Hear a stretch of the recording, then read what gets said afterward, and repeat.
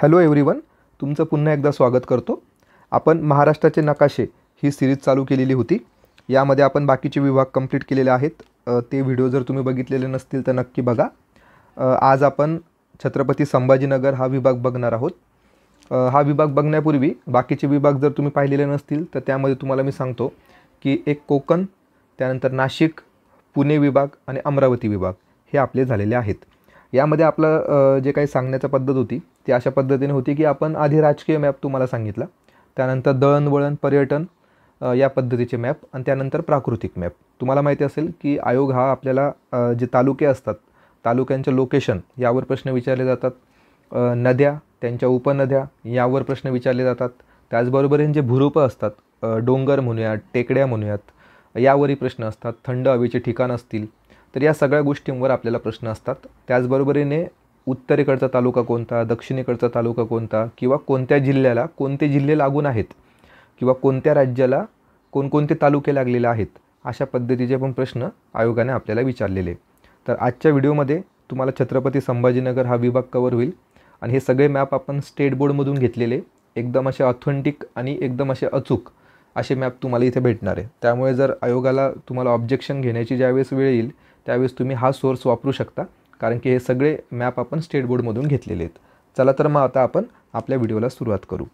आता सर्वप्रथम जर बघितलं तर हे जुनं पुस्तक असल्याकारणाने स्टेट बोर्डमधलं इथे औरंगाबाद असा उल्लेख करण्यात आलेला आहे. तर आपण औरंगाबाद म्हणूनच हे पूर्ण औरंगाबाद जिल्हा आपण बघणार आहोत.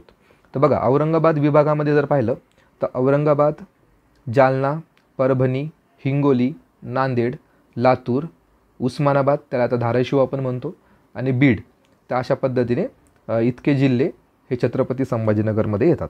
तर यामध्ये जर आपण औरंगाबाद जिल्ह्यांचा विचार केला तर औरंगाबाद जिल्ह्यामध्ये टोटल आपण तालुके बघणार आहोत. टोटल तालुके जर आपण पाहिले तर ते आहेत 9 तालुके आहेत बघा. आता सर्वात उत्तरेकडचा जर तालुका आपल्याला विचारला तर तो असणार आहे सोयगाव. दिसतोय इथं तुम्हाला, सोयगाव तुम्हाला दिसतोय. सोयगावच्या खाली जर आपण गेलो तर सिल्लोड तालुका आणि कन्नड तालुका असे 2 तालुके दिसत आहेत. त्यानंतर थोडं आपण अजून खाली गेलो तर फुलंब्री, खुलताबाद आणि वैजापूर, आणि त्यानंतर खाली गंगापूर, औरंगाबाद, त्याला आपण छत्रपती संभाजीनगर, आणि खाली काय आपलं पैठण. तर अशा पद्धतीने हे 9 तालुके इथे आपल्याला दिसत आहेत. आता बघूयात आपण की कोणकोणते जिल्हे आहेत की जे औरंगाबाद या जिल्ह्याला एक बॉर्डर तयार करत आहेत. तर सर्वात वर जर आपण पाहिलं तर तुम्हाला जळगाव जिल्हा दिसतोय. जळगाव जिल्ह्याची इथं बॉर्डर आहे. त्यानंतर इथे दिसते तुम्हाला नाशिक जिल्हा जर बघितला आपण तर कन्नड तालुका आणि वैजापूर तालुका या 2 तालुक्यांना नाशिक जिल्हा लागून आहे. खाली आपण बघितलं दक्षिण साईडला तर अहमदनगर, आता त्याला आपण अहिल्यानगर असं म्हणूयात, अहिल्यानगर जिल्हा, त्याला वैजापूर, गंगापूर आणि पैठण हे 3 तालुके लागतात. खाली जर बघितलं तर बघा थोडासा जो पार्ट आहे पैठणचा तो बीडला लागून आहे बघा. तर बीडला पण तुम्हाला इथं कन्सिडर करायचं आहे. हा क्रुशल पॉईंट आहे थोडं. बीड पण इथे औरंगाबाद या जिल्ह्याला लागून आहे. इथे बघा जालना जिल्हा आहे बाजूला, पूर्व साईडला जालना जिल्हा आहे. आणि बघा तुम्हाला इथं एक क्रुशल पॉईंट असा आहे की बुलढाणा जिल्हा तुम्हाला दिसतोय बघा, एकदम मायनर. बुलढाणा जिल्हा जो दिसतोय तो तुम्हाला सोयगाव या तालुक्याला लागलेला दिसतोय. सोयगावला बुलढाणा हा जिल्हा लागलेला आहे. त्यामुळे आपल्याला हे स्टेट बोर्डचे जे मॅप असतात का महत्त्वाचे असतात, कारण की याच्यामधला जो डेटा असतो तो एकदम असा अचूक असतो, आणि तुम्हाला हे बाहेरचे जे रेफरन्स बुक असतात मार्केटमधले तर त्यामध्ये तुम्हाला असा डेटा कुठे भेटणार नाही. ठीक आहे, त्यामुळेच आपण एक बेसिक मॅप तुम्हाला समजावे यासाठी आपण ही सिरीज सुरू केलेली आहे, जेणेकरून तुमचा कंबाईनमध्ये पण तुम्हाला त्याचा फायदा होईल आणि त्याचबरोबरीने राज्यसेवेमध्ये पण तुम्हाला याचा फायदा झाला पाहिजे. तर या दृष्टीने आपण हे व्हिडिओ सुरू केलेले आहेत. बघा, हा राजकीय मॅप आपण बघितला. यामध्ये जर बघितलं तर जळगाव 1, नाशिक 2, अहमदनगर 3, बीड जिल्हा 4, जालना 5 आणि बुलढाणा 6. म्हणजे असे 6 जे जिल्हे आहेत, हे 6 जिल्हे छत्रपती संभाजीनगरला लागत आहेत. चला पुढे जाऊयात. आणि टोटल तालुके किती आहेत? 9 आहेत. बघा, लक्षात ठेवायला सोपं आहे. टोटल तालुके 9 आहेत आणि आजूबाजूचे जे जिल्हे आहेत ते किती आहेत? 6 आहेत. 6 आणि 9 असा आकडा तुम्हाला लक्षात ठेवायचा आहे. पुढचा जो मॅप आहे आपला लोहमार्ग, रस्ते, दळणवळण प्रसिद्ध ठिकाणे. तर बघा तुम्हाला जर बघितलं तर मेन जे औरंगाबाद शहर आहे त्यामधून तुम्हाला लोहमार्ग जाताना दिसतो आहे आणि नॅशनल हायवे पण जाताना दिसतो आहे. या नॅशनल हायवेवर पण भरपूर वेळा प्रश्न आलेला आहे, कारण की आपण आता बघा मागच्या व्हिडिओमध्ये पण आपण तुम्हाला विचारलं होतं नॅशनल हायवेचे क्रमांक सांगा. तुम्हाला हे जे सगळे क्रमांक आहेत ते तुम्हाला कॉमेंट सेक्शनमध्ये सांगायचे. राईट, मी त्याचं उत्तर तुम्हाला देईलच कॉमेंट सेक्शनमध्ये. पण ज्यांना माहिती असेल की हा जो नॅशनल हायवे जातो आहे औरंगाबाद जिल्ह्यातून किंवा शहरातून तर तो कोणता आहे याच्यावर आयोगाने ऑलरेडी प्रश्न विचारून झालेला आहे. त्यामुळे कॉमेंट सेक्शनमध्ये तुम्ही याचं उत्तर सांगू शकता. तर बघा यामध्ये जर पाहिलं आपण सर्वात उत्तरेकडे जे काही वर्ल्ड हेरिटेज साईट आहे अजिंठा लेणी आहे. बघा इथे अजिंठा लेणी तुम्हाला दिसते. तर अजिंठा लेणी जर आपण पाहिलं तर बघा इथे आपण कोणता तालुका बघितला, सिल्लोड. तर सिल्लोड तालुक्यामध्ये आपल्याला अजिंठा लेणी बघायला मिळते. त्यानंतर इकडे बाजूला जर गेलो आपण तर गवताळा अभयारण्य. बघा गवताळा अभयारण्यावर पण प्रश्न येऊन गेलेला आहे. ऑट्रम घाट तुम्ही इतिहासामध्ये पण ऐकलेला असेल, वाचलेला असेल. इथे बघा लेणी आहे. राईट, कन्नड तालुक्यामध्ये पण एक लेणी आहे. त्यानंतर खाली जर गेलो आपण पितळखोऱ्याच्या लेणी आपण म्हणतो. त्यानंतर वेरूळला बघा एलोरा केव्ज आपण त्याला म्हणतो. Ellora caves world heritage site, म्हणजे इकडे एलोरा आणि इकडे काय आहे आपलं अजिंठा लेणी आहे. ठीक आहे. इथे म्हैसमाळ हे थंड हवेचे ठिकाण आहे. खुलताबाद इथे तुम्हाला माहीत असेल की देवगिरी किल्ला आहे. इथं दिसते तुम्हाला बघा दौलताबाद किंवा देवगिरी किल्ला. त्यानंतर आपण खाली गेलो तर इकडे तुम्हाला पैठण दिसतंय. पैठण येथे ज्ञानेश्वर उद्यान आणि जायकवाडी धरण तुम्हाला दिसतंय. नाथसागर आपण त्याला असं म्हणतो, नाथसागर. ठीक आहे. बघा अशा पद्धतीने लेण्या महत्त्वाच्या आहेत छत्रपती संभाजीनगरमध्ये. गवताळा अभयारण्य पण आपण पाहिलं. आणि तुम्हाला हे लोकेशन माहिती हवं की सर्वात उत्तरेकडचा तालुका कोणता, सर्वात दक्षिणेकडचा. सर्वात दक्षिणेकडे पैठण आहे आणि सर्वात उत्तरेकडे सोयगाव आहे. आता पुढचा जो मॅप आहे तो इम्पॉर्टंट आहे आपल्यासाठी. बघा आता इथं आपण थोड्या नद्या बघूयात छत्रपती संभाजीनगरमधल्या. तर वर सर्वात तुम्हाला वर दिसते वाघूर नदी. आणि ही वाघूर नदी बघा सर्वात फेमस आहे. का फेमस आहे वाघूर नदी? कारण की ही वाघूर नदी ही अजिंठा लेणीच्या तिथून उगम पावते. म्हणजे अजिंठा लेणी जी आहे या अजिंठा लेणीमधून ही जी नदी आहे वाघूर नदी ही इथून उगम पावत असते. त्यामुळे अजिंठा लेणी आणि वाघूर नदी यांचं कनेक्शन असणार आहे. त्यामुळे हे लक्षात राहू द्या, कारण की वाघूर नदीवर पण प्रश्न येण्याची शक्यता आहे. त्यानंतर खाली जर गेलो आपण खेळणा नदी. बघा खेळणा नदी, ही खेळणा नदी तुम्हाला इथं दिसत असेल. त्यानंतर खाली जर गेलो आपण सिल्लोडच्या खाली तर पूर्णा नदी तुम्हाला दिसते. तर पूर्णा नदीला अंजना नावाची नदी येऊन मिळते. ठीक आहे. त्यानंतर खाली गेलो आपण तर गिरजा नदी दिसते तुम्हाला, फुलंब्रीच्या वरून जाते ती. त्यानंतर खाली आपण अजून गेलो तर दुधना नदी तुम्हाला दिसते. इथं हर्सुल तलाव आहे, दुधना नदी. त्यानंतर आपण खाली गेलो तर तुम्हाला जी काही दक्षिण सीमा आहे छत्रपती संभाजीनगरची दक्षिण सीमा जी आहे ती कोणती नदी तयार करते? गोदावरी नदी तयार करते. बघा अशा पद्धतीने इथं गोदावरी नदी वाहते. या गोदावरी नदीला मग ज्या ज्या नद्या येऊन मिळत आहेत त्या बघूयात आपण. इथं बघा येळगंगा नावाची नदी आहे, दिसत असेल तुम्हाला येळगंगा नावाची नदी. त्याच्यावर जर बघितलं जी की औरंगाबाद शहरातून जाते ती आहे खाम नदी. तर खाम नदी पण एक विशेष तिला असा पुरस्कार भेटलेला आहे क्लीन रिव्हर म्हणून. त्यामुळे खाम नदी पण सध्या चर्चेत आहे, तर ते लक्षात असू द्या. त्याच्यावर जर बघितलं आपण तर शिवना नदी आहे. शिवना नदी, खाम नदी, येळगंगा नदी, तर या सगळ्या मग गोदावरीला येऊन मिळत आहेत. त्यावर जर आपण पाहिलं कन्नड तालुक्यामध्ये तर बघा इथे एवढं काही नाही आहे. आणि त्यानंतर ही जी काही गोदावरी नदी आहे ती पैठणला ज्यावेळेस येते तिथे आपण बघितलं होतं नाथसागर आहे. बघा नाथसागर किंवा जायकवाडी डॅम आपण त्याला म्हणतो, जायकवाडी डॅम. तर तो इथे पैठण तालुक्यामध्ये आपल्याला दिसतो आहे. तर अशा पद्धतीने आपण नद्या बघितल्या. आता आपण काही डोंगर बघूयात. बघा वर जे दिसतंय तुम्हाला अजिंठ्याचे डोंगर दिसत आहेत, अजिंठ्याचे डोंगर. इथं शिरसाळाला एक शिखर आहे, पर्वत शिखर आहे. त्यानंतर खाली आपण जर गेलो तर सातमाळा पर्वत शिखर दिसतंय. ऑट्रम घाट दिसतोय तुम्हाला इथे. ऑट्रम घाटवर पण प्रश्न येण्याची शक्यता आहे. ऑट्रम घाट. त्यानंतर सातमाळा डोंगर आपण बघितलात. सुरपालनाथ टेकड्या इथं तुम्हाला दिसत आहेत. त्या खाली गेलो तर आपण वेरूळ टेकड्या तुम्हाला दिसत आहेत. वेरूळमध्ये वेरूळ टेकड्या. चौक्याचे डोंगर इथं तुम्हाला दिसत आहेत. चौक्याचे डोंगर, सातारा डोंगर. अशा पद्धतीने इथे तुम्हाला टेकड्या आणि डोंगर पण दिसत आहेत. हे इतके काही इम्पॉर्टंट नाही आहे आपल्यासाठी. आपल्यासाठी या नद्या वगैरे थोडं इम्पॉर्टंट होत्यात. तर अशा पद्धतीने आपण छत्रपती संभाजीनगर हा जिल्हा बघितला. पुढे आपण जाऊयात की जालना जिल्हा. तर जालना जिल्ह्यामध्ये आपण पाहूयात कशा पद्धतीने. तर जालन्यामध्ये जर बघितलं आपण तर जालनामध्ये 8 तालुके येतात. 8 तालुके येतात. आता ते कोणकोणते आहेत पाहूयात. सर्वात उत्तरेकडचा जो तालुका आहे जालना, तो आहे भोकरदन. भोकरदन तालुका सर्वात उत्तरेकडचा आहे. त्यानंतर जाफराबाद, त्यानंतर बदनापूर, त्यानंतर जालना, जालना शहर. त्याच्या खाली गेलो आपण तर अंबड, घनसावंगी, परतूर आणि मंठा अशा पद्धतीने 8 तालुके तुम्हाला इथे दिसत आहेत. सर्वात दक्षिणेकडे आपल्याला दिसतोय परतूर तालुका, सर्वात उत्तरेकडे आपल्याला भोकरदन दिसतोय. ठीक आहे. आता बघूयात आपण की कोणकोणते जिल्हे याला लागून आहेत. तर बघा, जालन्याला बुलढाणा जिल्हा लागतोय, इकडे बाजूला छत्रपती संभाजीनगर औरंगाबाद जिल्हा लागतोय, बीड जिल्हा दक्षिणेकडे लागतोय, परभणी जिल्हा लागतोय आणि हिंगोली जिल्हा, बघा हा क्रुशियल पॉईंट आहे थोडा, तर हा लक्षात ठेवा. हिंगोली जो जिल्हा आहे तो आपल्याला जालना जिल्ह्याला लागलेला दिसतोय, त्याच्यामुळे हा महत्त्वाचा पॉईंट असणार आहे. आणि बुलढाणा आपण बाजूला बघितलाच, म्हणजे बुलढाणा 1, औरंगाबाद 2, बीड 3, परभणी 4 आणि हिंगोली 5 असे 5 जिल्हे हे जालना जिल्ह्याला लागतात. चला पुढे जाऊयात. पुढे बघा तुम्हाला दिसतंय लोहमार्गाने रस्ते, यामध्ये काही पर्यटन स्थळं वगैरे आपल्याला दिसत आहेत का, आपण पाहूयात. तर बघा इथे बऱ्यापैकी आपल्याला या स्टेट बोर्डच्या मॅपमध्ये असं काही मेन्शन केलेलं नाही आहे. ठीक आहे. आणि यावर जास्त प्रश्नही आलेले नाही आहेत. फक्त एक तुम्हाला लोहमार्ग दिसतोय बघा, जो की जालना शहरातून जातोय, आणि जो इकडे बीडकडे जाणारा जो नॅशनल हायवे दिसतोय, जो की तुम्हाला ऑलरेडी सांगितलेलं आहे की कॉमेंट सेक्शनमध्ये तुम्ही सांगा, तर त्याचा नंबर तुम्हाला सांगायचा आहे. सोलापूर हायवे येतो. ठीक आहे.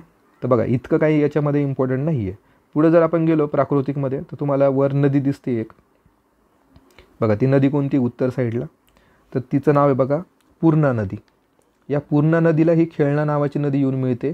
खेळणा नदी आणि पूर्णा नदी, मग पूर्णा नदी पुढे जाऊन तुम्हाला माहीत असेल की ती गोदावरीला जाऊन मिळते. तर पूर्णा नदीला गिरजा नावाची नदी येऊन मिळते, गिरजा, आणि वर आहे धामणा नदी. तर अशा पद्धतीने, आणि इथं आहे जीवरेखा नदी. तर जीवरेखा, पूर्णा, खेळणा आणि गिरजा नदी. त्यानंतर खाली आपण जर गेलो तर दुधना नदी तुम्हाला दिसत असेल, जालना जिल्ह्यातून जाते दुधना नदी. तिला कल्याण नावाची नदी येऊन मिळते, कुंडलिका नदी येऊन मिळते. या 2 नद्या तिला येऊन मिळतात. त्याच्या वर जर आपण बघितलं मंठा या तालुक्याला, तर पूर्णा नदी तुम्हाला इथं, ती जी वरून आलेली आहे ती इथं तुम्हाला जाताना दिसते. वर आपण इथं बाजूला जो जिल्हा बघितला होता तो होता बुलढाणा. त्यानंतर खाली जर आपण गेलो तर गोदावरी नदी पण बघा तुम्हाला जालन्यातून जाताना दिसते. गोदावरी नदी जालन्याचा दक्षिण बॉर्डर ती तयार करते. इथं गोदावरीचे मैदान त्याच्यामुळे तयार झालेले आहेत. आता आपण काही टेकड्या वगैरे बघूयात. बघा वर तुम्हाला अजिंठ्याचे डोंगर पसरलेले दिसत आहे जालन्याच्या उत्तरेकडे. त्यानंतर इथं जालन्याचे डोंगर असं त्याचं नाव आहे. तपोवन टेकड्या आहेत. खाली जर आपण गेलो तर घनसावंगी टेकड्या तुम्हाला इथे दिसत आहेत. मत्स्योदरी टेकड्या पण तुम्हाला दिसत आहेत. जांबुवत टेकड्या पण तुम्हाला दिसत आहेत. जांबुवत, ढाकेफळ टेकड्या हे इतकं इम्पॉर्टंट नाही आहे. फक्त आपल्याला याच्या 2-3 नद्या आपण बघितल्या, एक दुधना, गोदावरी आणि वर दिसते तुम्हाला पूर्णा नदी. तर या 3 नद्या इथं महत्त्वाच्या आपल्याला वाटत आहेत. पुढचा जिल्हा आपण बघूयात. बघा आता पुढचा जिल्हा जो आहे तो बीड जिल्हा आहे. बघा आता हा जो जिल्हा आहे त्यामध्ये जर आपण पाहिलं तर बीडमध्ये टोटल तालुके आपल्याला बघायचे आहेत, किती आहेत. तर बीडमध्ये जर पाहिलं आपण तर टोटल तालुके 11 आहेत. 11 टोटल तालुके आहेत. सर्वात उत्तरेकडचा तालुका आपण पाहूयात. सर्वात उत्तरेकडे आहे गेवराई तालुका. गेवराई तालुक्याच्या खाली आपण जर गेलो तर इकडे माजलगाव तुम्हाला दिसतंय. माजलगावच्या खाली इकडे वडवणी, त्या साईडला बीड, शिरूर कासार, पाटोदा, आष्टी तालुका, केस तालुका, धारूर तालुका, परळी आणि आंबेजोगाई. ठीक आहे. तुम्हाला माहिती असेल आंबेजोगाई हा तालुका सध्या जिल्हा किंवा शहर म्हणून जिल्हा म्हणून मान्यता मिळावी यासाठी प्रयत्न चालू आहे तिथे. त्यामुळे आंबेजोगाई तुम्ही लक्षात ठेवा. मोठा तालुका आहे तो क्षेत्रफळानुसार पण. तर बघा एवढे 11 तालुके या बीड जिल्ह्यामध्ये तुम्हाला दिसत आहेत. गेवराई सगळ्यात उत्तरेकडे तुम्हाला दिसतं आहे. त्यानंतर आपण बघूयात की कोणकोणते जिल्हे बीड जिल्ह्याला लागत आहेत. तर बघा सर्वात वर जर बघितलं तर जालना जिल्हा तुम्हाला लागताना दिसतोय, औरंगाबाद जिल्हा लागतोय, अहमदनगर लागतोय, अहिल्यानगर, वर छत्रपती संभाजीनगर. त्यानंतर खाली जर बघितलं तर धाराशिव, उस्मानाबाद आपण म्हणूयात, आणि लातूर आणि परभणी. म्हणजे जालना 1, औरंगाबाद 2, अहमदनगर 3, उस्मानाबाद 4, लातूर 5 आणि परभणी 6. म्हणजे असे 6 जिल्हे हे बॉर्डर तयार करतायत बीडला. ठीक आहे, चला पुढे जाऊयात आपण. पुढे जर बघितलं तर आपल्याला इथे दिसतंय काही पर्यटन स्थळे आपण पाहूयात. इथं बघा वर जर बघितलं तर राक्षस भुवन इथे तुम्हाला गुरांचा बाजार दिसतोय. तलवाडा इथे, शिरूर कासार इथे तुम्हाला गुरांचा बाजार दिसतोय. कडा इथे गुरांचा बाजार भरलेला दिसतोय. ठीक आहे, त्यानंतर जर बघितलं तर नायगावला इथं अभयारण्य आहे. पाटोद्याच्या वर नायगाव इथे अभयारण्य आहे. इथे किल्ला पण दिसतोय तुम्हाला, धारूर येथे एक किल्ला दिसतोय. ठीक आहे, ठीक आहे, एवढं काही विशेष नाही आहे, त्यामुळे आपण पुढे जाऊ. पण बघा बीडमधून तुम्हाला एक सुरतकडे जाणारा नॅशनल हायवे दिसतोय. ठीक आहे, हा सुरतकडे जाणारा नॅशनल हायवे दिसतोय. आणि परळी जर बघितलं तर परळीमधून तुम्हाला इथे लोहमार्ग जाताना दिसतोय बघा. परळी पुन्हा बीड जिल्ह्यामध्ये नाही कुठे, फक्त परळीतून तुम्हाला इथे या साईडला म्हणजे पूर्व साईडला तुम्हाला ही रेल्वे महामार्ग तुम्हाला दिसतोय. ठीक आहे, चला आता प्राकृतिकवर जाऊयात. प्राकृतिक महत्त्वाचं आहे आपल्यासाठी. बघा आता वरून जर बघितलं सर्वात उत्तरेकडची जी बॉर्डर आहे बीड या जिल्ह्याची, ती आहे गोदावरी नदीने तयार केलेली. तर गोदावरी नदीने पूर्ण बॉर्डर तयार केलेली आहे. मग गोदावरी नदीला सिंदफणा नावाची नदी येऊन मिळते. ही फार महत्त्वाची आहे सिंदफणा नदी. सिंदफणा नदी जर बघितलं तर इथून ती माजलगाव इथून जाते. इथे एक धरण पण आहे, माजलगाव धरण. ठीक आहे, त्यानंतर खाली जर आपण गेलो बीड या शहरातून, जर आपल्याला विचारला प्रश्न की खालीलपैकी कोणती नदी ही बीड शहरातून जाते, तर बीड शहरातून जाणाऱ्या नदीचं नाव आहे बिंदुसरा नदी. तर ही महत्त्वाची आहे बिंदुसरा. त्याच्यावर आहे डोंबरी नदी, त्याच्या खाली ती तुम्हाला दिसते मनकर्णिका नदी. ठीक आहे, सिंदफणा आणि बिंदुसरा या दोन्ही नद्या फार महत्त्वाच्या आहेत. इकडे जर गेलो आपण माजलगावच्या खाली तर कुंडलिका नदी तुम्हाला दिसते. बाजूला सरस्वती नदी दिसते. सरस्वती नदी ही डायरेक्टली गोदावरीला जाऊन मिळते. वान नदी तुम्हाला दिसते. रेणा नावाची नदी दिसते. उंद्री नावाची नदी दिसते. ठीक आहे, आता आपण बघू सर्वात दक्षिणेकडची जी नदी आहे ती महत्त्वाची, जी आहे मांजरा नदी. तर मांजरा नदी इथून या चिंचोलीच्या डोंगराच्या आसपास इथून ती उगम पावते पाटोद्या तालुक्यातून मांजरा नदी. मांजरा नदी ही दक्षिणेचे बॉर्डर तयार करते. म्हणजे उत्तरेचे बॉर्डर ही गोदावरी तयार करते आणि दक्षिणेची जी सीमा आहे ती मांजरा नदी तयार करते. या मांजरा नदीचं जर पाहिलं आपण तर हिच्या काही उपनद्या आहेत इथं दाखवलेल्या आहेत, त्या बघा. त्याच्यामध्ये जर पाहिलं आपण मांजरा नदीला इथे आपण नद्या बघितल्यात की जो दक्षिणेची बॉर्डर तयार करते. तिथे बघा उंद्री नावाची जी नदी आहे ती मांजरा नदीला येऊन मिळते. तर अशा पद्धतीने आता आपण बघूयात की या बीड जिल्ह्यामध्ये कोणकोणत्या टेकड्या आहेत आणि डोंगर आहेत. बघा इथं तुम्हाला चिंचोलीचे डोंगर दिसत आहेत. चिंचोलीचे डोंगर किंवा टेकड्या आपण त्याला म्हणूयात. आणि जो सर्वात महत्त्वाचा जो डोंगर आहे, तो सर्वात महत्त्वाचा जो आहे त्याला आपण म्हणतो बालाघाटचे डोंगर. तर यावर प्रश्न हे येतातच. तर हा फार महत्त्वाचा पॉईंट आहे. बघा पूर्ण बीड जिल्हा तुम्हाला दिसतो आहे बऱ्यापैकी हा बालाघाटचे डोंगर याने पसरलेला आहे. खाली तुम्हाला मांजराचे पठार पण दिसते बघा, मांजरा पठार. मांजरा पठाराच्या वर तुम्हाला काय दिसतंय, बालाघाटचे डोंगर. त्यानंतर इथे नेकनूरच्या टेकड्या आहेत, नेकनूरच्या टेकड्या. आणि वर तर तुम्हाला माहिती आहे की गोदावरी नदीचे ते मैदान तयार झालेले आहेत. तर तुम्हाला या जे काही कलर्स आहेत या कलर्सवरून पण तुम्हाला बऱ्यापैकी सगळं ॲनालिसिस होतं की ब्राऊन कलर दिसतो आहे म्हणजे याचा अर्थ इथं डोंगर असणार आहेत. येलो कलर दिसतो याचा अर्थ इथे पठार असणार आहे. आणि ग्रीन कलर दिसतो याचा अर्थ लो लँड असणार आहे, कमी उंचीचा प्रदेश असणार आहे. आता आपण जाऊयात आपल्या पुढच्या जिल्ह्याकडे. बघा आपला पुढचा जिल्हा जो आहे तो आहे परभणी. तर बघा परभणीमध्ये जर आपण पाहिलं तर परभणीमध्ये एकूण 9 तालुके आपल्याला दिसतात. परभणी जिल्ह्यामध्ये 9 तालुके आहेत. सर्वात उत्तरेकडचा जो तालुका आहे तो जिंतूर आहे.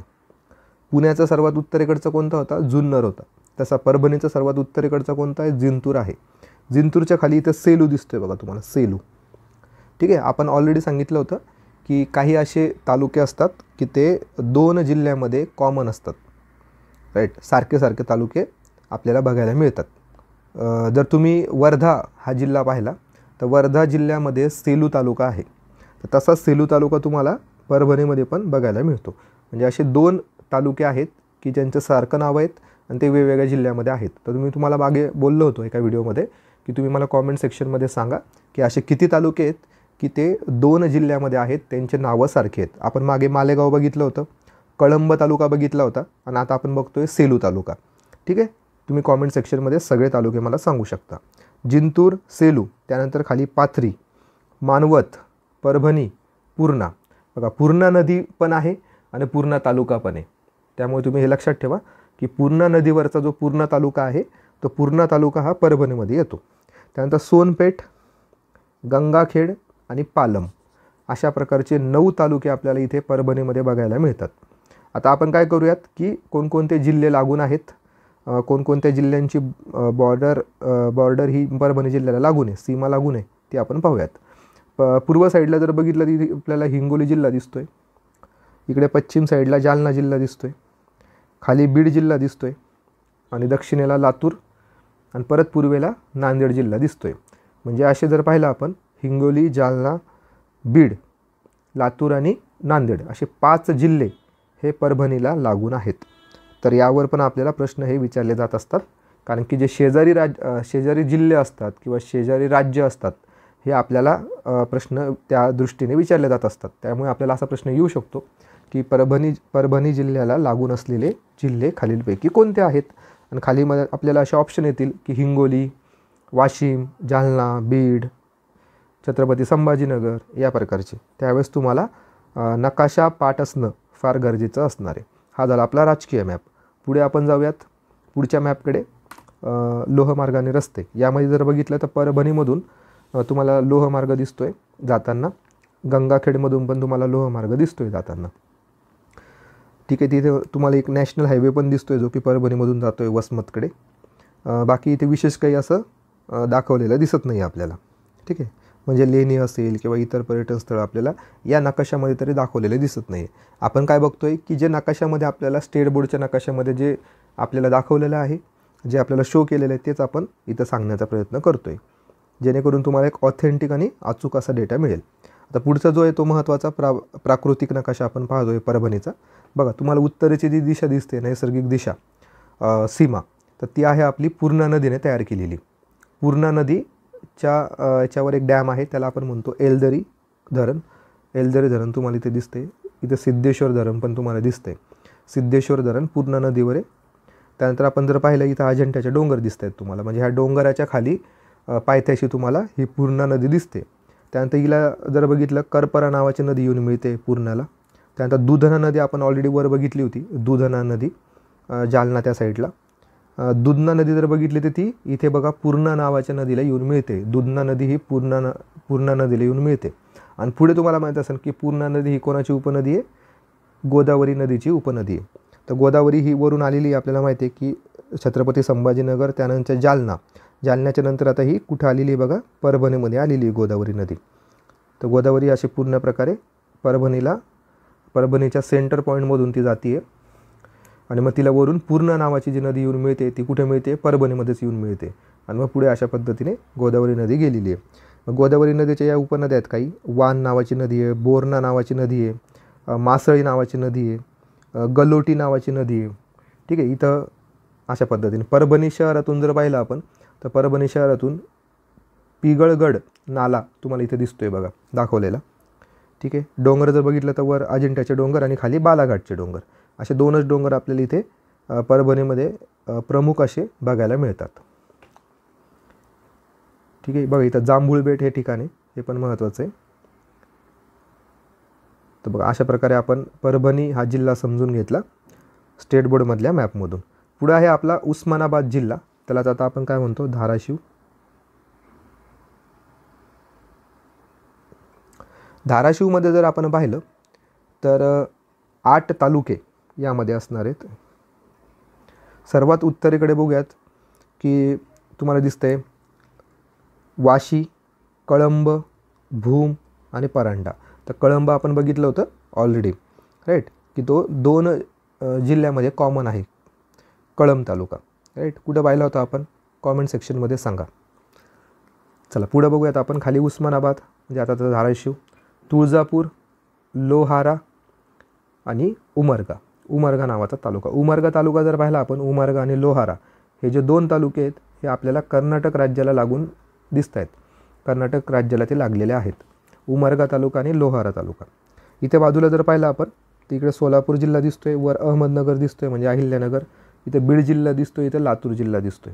म्हणजे लातूर, बीड, अहमदनगर, सोलापूर आणि कर्नाटक राज्य एका साईडला. अशा पद्धतीने या धाराशिव जिल्ह्याला या सीमा तयार करतायत आणि 8 तालुके इथे आपण पाहिलेत. पुढे जर पाहिलं आपण तर एक नॅशनल हायवे जातोय, लोहमार्ग पण जातोय. बघा इथे तुम्हाला थंड हवेच्या ठिकाणी इथं एडशीला दाखवलेलं आहे बघा या ठिकाणी. इथं जर पाहिलं आपण इथं किल्ला दिसतोय, परांडा इथे एक किल्ला दिसतोय आपल्याला. त्यानंतर इकडे जर बघितलं आपण, नळदुर्ग किल्ला आहे बघा, हा फेमस किल्ला आहे. नळदुर्ग इथून नॅशनल हायवे पण जातोय नळदुर्गाजवळून. नळदुर्गा बऱ्यापैकी विचारला जातो की नळदुर्गा हा जो किल्ला आहे तो धाराशिवमध्ये असणार आहे. यावर पण आयोगाने ऑलरेडी प्रश्न विचारलेले आहेत. तर इतकं काही इम्पॉर्टंट नाही आहे, पण बघा तुम्ही अशा पद्धतीने तुम्हाला पूर्ण मॅप दिसतोय. पुढे प्राकृतिकमध्ये जर बघितलं तर वरची जी बॉर्डर आहे उत्तर दिशाची, ती मांजरा नदी तयार करते. मांजरा नदीची ही नैसर्गिक सीमा आहे. त्यानंतर खाली मांजरा पठार तुम्हाला दिसणार, बालाघाट डोंगर दिसणार. इथं तेरणा नदी महत्त्वाची आहे बघा. ही तेरणा नदी, यावर प्रश्न विचारले जाऊ शकतात की खालीलपैकी कोणत्या जिल्ह्यामध्ये तेरणा नदी वाहते, अशा पद्धतीने. इथे जर बघितलं तर सीना नदी तुम्हाला दिसते बघा, सीना नावाची नदी. आपण जेव्हा पश्चिम महाराष्ट्र बघत होतो त्यावेळेस आपण सीना नदी पण पाहिलेली होती. सीना नदीला इथं बाणगंगा नदी येऊन मिळते, उल्पा नदी येऊन मिळते, चांदणी नावाची नदी येऊन मिळते, अशा पद्धतीने. इथं जर आपण खाली गेलो तर भोगावती नदी पण तुम्हाला इथे दिसते, उस्मानाबाद जवळून जाते ती शहरापासून. इथे बोरी नावाची नदी आहे, हरणी नावाची नदी आहे, बेनीथोरा नावाची नदी आहे.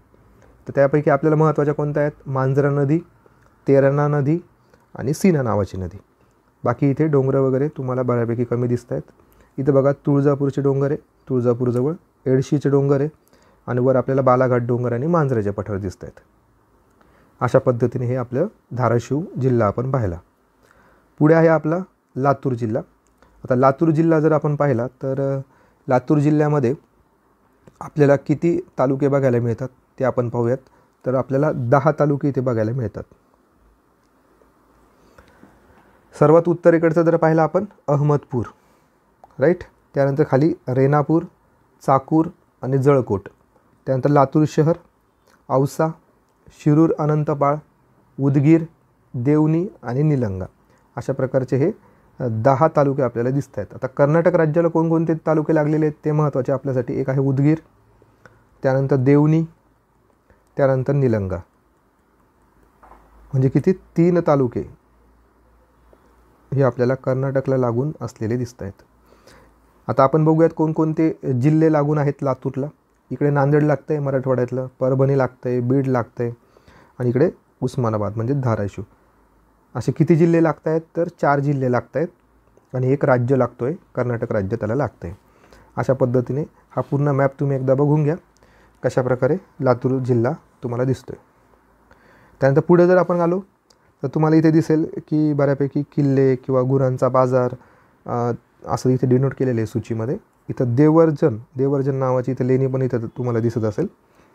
त्यानंतर बघा इथे पण तुम्हाला दिसते खरोसा नावाची लेणी इथे तुम्हाला दिसते. खरोसा इथे लेणी पण आहे. त्यानंतर इथे जर पाहिलं आपण औषधी वनस्पती म्हणजे वडवळ हे जी ठिकाण आहे इथं औषधी वनस्पती म्हणून दाखवलेलं दिसतं आहे तुम्हाला.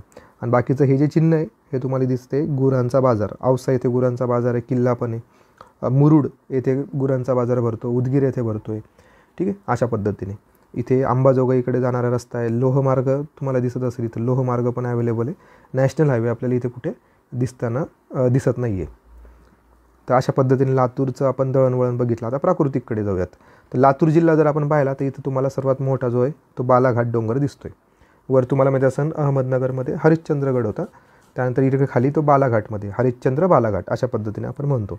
मांजरा पठार आपण बीडमध्ये पण पाहिलं होतं, मांजरा पठार. तर हे थोडे मोठे आणि उंच प्रदेश आहेत. त्यानंतर आपण आता नद्या बघूयात. वर बघा मन्याड नदी तुम्हाला दिसते, मन्याड नावाची नदी. मन्याडच्या नंतर इथं तिरू नदी आहे, लेंडी नावाची नदी आहे, खाली जर पाहिलं आपण तावरजा नदी ही मांजरा नदीची उपनदी आहे. तर तावरजा नदी पण महत्त्वाची आहे की जी की मांजरा या नदीची उपनदी आहे. मग तुम्हाला इथं दिसत असेल बघा, ही मांजरा नदी तुम्हाला कर्नाटकमध्ये गेलेली दिसते. कर्नाटकमध्ये गेलेली दिसते. कर्नाटकमध्ये अशा प्रवास केल्याच्यानंतर ती परत एकदा कुठे येते? लातूर जिल्ह्यामध्ये येते. परत एकदा महाराष्ट्रामध्ये येते, परत एकदा कर्नाटकमध्ये जाते. तर अशा प्रकारचा मांजरा नदीचा हा प्रवास तुम्हाला इथे दिसत असेल. बाकी इथे इम्पॉर्टंट काही वाटत नाही. एक तेरणा नावाची नदी आहे, तावरजा नावाची नदी आहे, मांजरा नदी आहे आणि वर जर पाहिलं तर मन्नाड नदी. तर या नद्या इथे महत्त्वाच्या असणार आहे. पुढचा जो आपला जिल्हा आहे तो आहे हिंगोली. तर आपल्याला माहीत असेल की हिंगोली हा नंतर तयार झालेला जिल्हा आहे, जो की छत्रपती संभाजीनगर विभागाचाच एक भाग आहे. तर हिंगोलीमध्ये जर बघितलं तर मोजके फक्त 5 तालुके तुम्हाला दिसत आहेत. आपण ज्यावेळेस नाशिक बघितलं होतं तर नाशिकमध्ये ज्यावेळेस आपण धुळे पाहिलं होतं, तर धुळेमध्ये आपण फक्त 4 तालुके पाहिले होते, राईट. त्याच पद्धतीने हा हिंगोली पण क्षेत्रफळानुसार छोटा जिल्हा आहे. त्यामुळे याला फक्त जर पाहिलं आपण तर फक्त 5च तालुके आपल्याला इथे दिसत आहेत. आता ते 5 तालुके कोणते आहेत तर बघा, सर्वात उत्तरेकडचं आहे सेनगाव, त्यानंतर हिंगोली, कळमनुरी, औंढा नागनाथ आणि वसमत अशा पद्धतीने. तर हे आपल्याला हिंगोली जिल्ह्यातले तालुके दिसत आहेत. टोटल 5 तालुके आहेत. आता आपण जिल्हे बघूयात, कोणकोणते जिल्हे लागून आहेत. वर आहे तुम्हाला वाशिम जिल्हा दिसतो आहे एक, इथं बुलढाणा दिसतो आहे थोडा काही प्रमाणात लागलेला. त्यानंतर जालना जिल्हासुद्धा दिसतो आहे तुम्हाला. तर जालना जिल्ह्याला पण इथं इग्नोर करून चालत नाही, जालना जिल्हा पण तुम्हाला इथे दिसत आहे. त्यानंतर परभणी दिसते, परभणीच्या खाली इथं नांदेड दिसते. नांदेड पूर्ण या बाजूला लागलेला दिसतो आहे आणि पूर्व साईडला परत यवतमाळ तुम्हाला दिसतो आहे. म्हणजे 6 जिल्हे इथे लागून आहेत. वाशिम, बुलढाणा काही प्रमाणात, जालना काही प्रमाणात, परभणी, नांदेड आणि यवतमाळ अशा पद्धतीने. तर हा एक मॅप आहे, जे काही आपल्याला सीमा वगैरे विचारले जातात, कोणकोणते जिल्हे शेजारी आहेत ते विचारले जातात. त्यामुळे आपण हा अशा पद्धतीने तो बघितलेला आहे. पुढे जर पाहिलं आपण तर लोहमार्ग आपल्याला जाताना दिसतो आहे हिंगोलीमधून. त्यानंतर खाली जर आपण पाहिलं तिथं औंढा नागनाथ हे महत्त्वाचं पर्यटन स्थळ आहे, देवस्थान आहे. त्यामुळे इथं तुम्ही लक्षात घेऊ शकता. आणि बऱ्यापैकी मग इथून नॅशनल हायवे पण जाताना दिसतो आहे तुम्हाला वसमतमधून.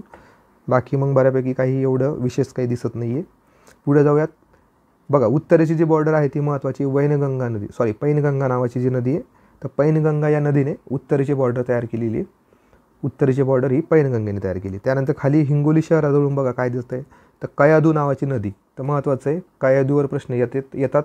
त्यामुळे हिंगोली शहराजवळून कोणती नदी जाते तर कयाधू नावाची नदी जाते, हे लक्षात ठेवा. आणि इथं तुम्हाला दिसतं येलदरी जलाशय. येलदरी जलाशय कोण तयार करतं? पूर्णा नदी तयार करते. आणि पूर्णा नदी मग पुढे कोणाला मिळते? गोदावरीला जाऊन मिळते. इथे सिद्धेश्वर जलाशय आणि येलदरी जलाशय असे 2 तुम्हाला जलाशय इथं या पूर्णा नदीवर दिसत आहेत हिंगोलीमध्ये. खाली जर आपण पाहिलं तर पूर्णा नदी ही खाली गेली. त्यानंतर इथं आसना नदी बघा, वसमत जवळून जाते आसना नदी. तर कयाधू नदी, वर पैनगंगा नदी आणि बाजूला पूर्णा नदी, या 3 नद्या फार महत्त्वाच्या असणार आहेत. वर हिंगोलीचे डोंगर आहे, अजिंठ्याचे डोंगर आहे. चला आता पुढच्या याच्यावर जाऊयात आपण. पुढचा जो आपला शेवटचा जिल्हा आहे तो आहे नांदेड. तर बघा, नांदेडचा शेप तुम्हाला अशा पद्धतीने दिसेल. नांदेड जिल्हा हा अशा प्रकारचा दिसतोय बघा. कारण की कधी कधी आपल्याला शेप पण विचारले जातात, आकार विचारला जातो. एक ब्लँक मॅप आपल्याला दिला जातो आणि त्यानुसार आपल्याला विचारतात की खालीलपैकी हा कोणत्या जिल्ह्याचा मॅप आहे, नकाशा आहे, अशा पद्धतीने पण आपल्याला प्रश्न विचारले जातात. त्यामुळे या आकारावरून तुम्ही डिसाईड करू शकता की हा नांदेड जिल्हा आहे. त्यामुळे तुम्हाला प्रत्येक जिल्ह्याचं जो शेप आहे तो तुम्ही आमच्या व्हिडिओच्या माध्यमातून पण बघा, तुम्हाला मॅपमध्ये तो दिसूनच येईल. तर बघूयात आपण नांदेड जिल्ह्यामध्ये किती तालुके आहेत. नांदेडमध्ये जर आपण पाहिलं तर टोटल 16 तालुके आहेत. आपण याआधी अमरावती विभाग ज्यावेळेस बघत होतो तर अमरावती विभागामध्ये यवतमाळ जिल्हा ज्यावेळेस आपण पाहिला तर यवतमाळमध्ये पण आपल्याला 16 तालुके दिसतात सर्वात जास्त. तसेच नांदेडमध्ये पण आपल्याला 16 तालुके दिसत आहेत. बऱ्यापैकी फार मोठ्या प्रमाणात इथे तालुक्यांची संख्या आपल्याला दिसते. धुळेमध्ये जर बघितलं तर फक्त 4च तालुके आपण पाहिले होते आणि नांदेडमध्ये तब्बल 16 तालुके आपण पाहतोय.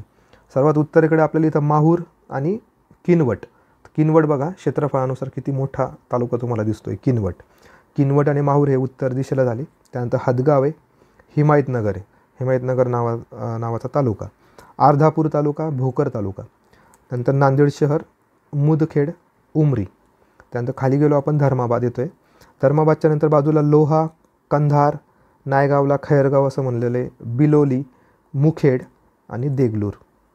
देगलूर हा सर्वात दक्षिणेचा काय असणार आहे तालुका असणार आहे. तर बघा उत्तरेला काय आपल्याला दिसतं आहे माहूर आणि किनवट, खाली आपल्याला दिसतं आहे देगलूर आणि मधात मग हादगाव, हिमायतनगर, भोकर, धर्माबाद, बिलोली, मुखेड, कंधार, लोहा, अर्धापूर अशा प्रकारचे तालुके आपल्याला दिसत आहेत. आता आपण सीमा बघूयात. बघा इथं सर्वात जास्त मेजर जो पार्ट आहे तो तेलंगणा राज्याला लागलेला दिसतो आहे.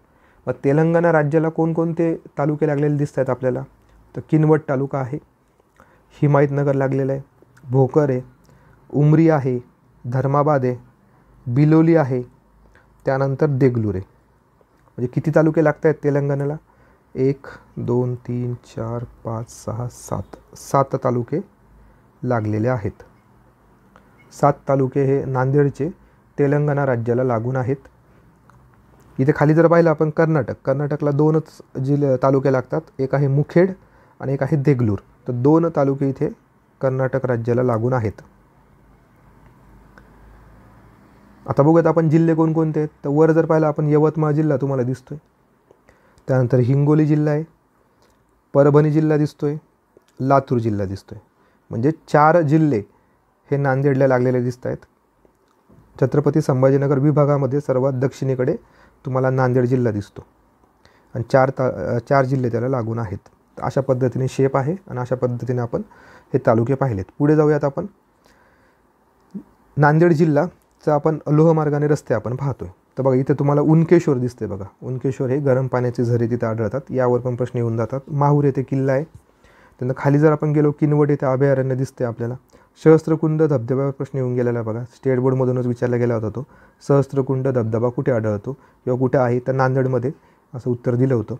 त्यानंतर खाली जर आपण आलो तिथून पूर्ण तुम्हाला लोहमार्ग दिसणार आहे. इथं नांदेडजवळ इथे किल्ला पण दिसतोय तुम्हाला. इथं फुलवळ नावाचा इथे किल्ला पण आहे. अशा पद्धतीने या गोष्टी आपल्याला दिसत आहेत. तर बघा बऱ्यापैकी इतक्या गोष्टी आहे, पण लोहमार्ग तुम्हाला बऱ्यापैकी इथं दिसत असेल. लोहमार्ग हे सगळ्या पद्धतीने पसरलेले आहेत, पण इथं नॅशनल हायवे आपल्याला कुठे दाखवलेला दिसत नाही आहे. तर उनकेश्वर, सहस्त्रकुंड धबधबा आणि किनवट हे अभयारण्य, तर हे महत्त्वाचं आपल्यासाठी असणार आहे. पुढे आपण बघूयात प्राकृतिक. तर बघा या पण जिल्ह्याला आपल्याला उत्तरेची बॉर्डर एक नैसर्गिक सीमा झालेली दिसते. आता आपण जेवढे पण जिल्हे बघितले त्यामुळे आपल्याला नोटीस केलं असं आपण की उत्तरेची किंवा दक्षिणेची बॉर्डर किंवा पूर्वची किंवा पश्चिमेची बॉर्डर ही आपल्याला एका नदीद्वारे तयार केलेली दिसते.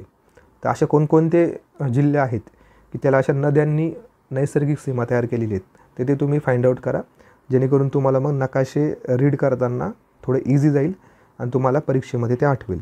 तर पैनगंगा नदी बघितली तर पूर्ण उत्तरेचा जो भाग आहे तो पैनगंगा या नदीने पूर्ण व्यापलेला दिसतो आहे आपल्याला. पैनगंगा नदीची पूर्ण बॉर्डर तयार करते. मग वरून तिला कयाधू नावाची नदी येऊन मिळते, जी की आपण हिंगोलीमध्ये पण पाहिली होती. कयाधू नदी, इथं सहस्त्रकुंड धबधबा ऑलरेडी त्यांनी दाखवलेला आहे. बघा सहस्त्रकुंड धबधबा वर यवतमाळ आणि खाली नांदेड आहे. खाली जर आपण गेलो तर इथं तुम्हाला गोदावरी नदी मिळते. तर गोदावरीला आसना नदी मिळते आणि सीता नावाची नदी येऊन मिळते. त्यानंतर खाली गेलो तर मांजरा नदी आपण जे बघितली होती बीडमधून येणारी, तर मांजरा नदी इथून तुम्हाला खालून येताना दिसते. इथं लेंडी नावाची नदी तिला येऊन मिळते, मन्याड नावाची नदी येऊन मिळते. तर मन्याड आणि लेंडी या 2 नद्या उपनद्या आहेत मांजरा नदीच्या. तर मांजरा आणि गोदावरी यांचा जो संगम आहे तो कुठे झालेला दिसतो आपल्याला, नांदेड जिल्ह्यामध्ये झालेला दिसतो. तर बघा ह्या मेजर आपल्याला रिव्हर्स दिसल्यात, गोदावरी, मांजरा आणि वर पैनगंगा. तर या 3 महत्त्वाच्या नद्या आपल्याला इथे दिसल्या आहेत. सहस्त्रकुंड धबधबा पण आपण पाहिला. वर जर पाहिलं आपल्याला 7 माळाचे डोंगर दिसत आहेत.